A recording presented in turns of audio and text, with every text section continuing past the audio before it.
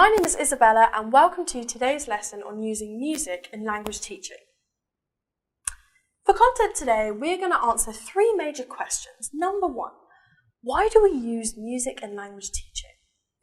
Then, what are the principles we can apply when we use music in the classroom? And finally, what are some common techniques for this method of teaching? So, the first question we want to ask is, why use music? Music appears everywhere we go, on the radio, in stores, in the supermarket. For children and young adults, it's a huge part of their social life, so why not bring it in the classroom? Years ago, singing was very popular in class, and while this is still the case for many teachers, it's now also possible to just play a song for your students. Music is relaxing. It helps students to calm down, but also can be used to wake students up, so there are a lot of benefits to teachers. Also, it helps students to memorize things, perhaps new vocabulary, or hear the vocabulary they learn in class used, for example in a popular pop song. So, what are the principles that we need to rely on in order to use music in the classroom? Music comes in many forms, so as teachers we have to take a few things into consideration. The first thing to bear in mind is the age of the students, so we have to make sure we're showing appropriate content. Songs can often be explicit or offensive, so we have to make sure what we show the children is productive and helpful. Next, the music has to be suitable for the mood of the classroom. If students are bored, play something that will excite them. If students are excited and motivated, play something even more fun.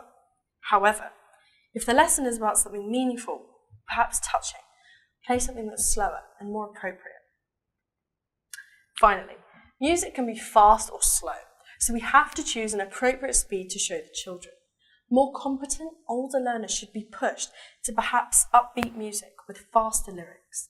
But with younger learners, you will just lose their focus if you play music that's too fast. So again, make sure the level is appropriate to who you are teaching. So now let's go over some common techniques for bringing music into the classroom. Music is something additional we bring from the outside into the classroom environment. And so it depends very much on the purpose of what you're doing to choose the music that we bring into the lesson. Music can be used in different ways, as I said before.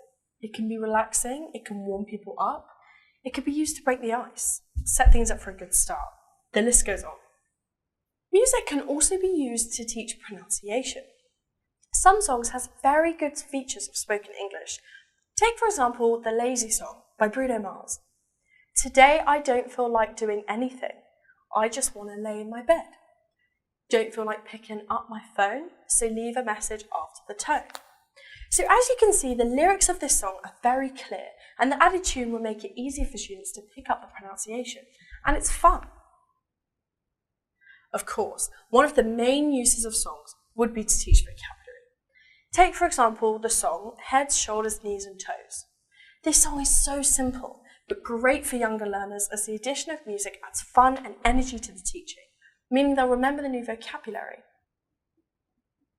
That's the end of today's lesson. Thank you very much for joining me, and I look forward to seeing you soon. Goodbye!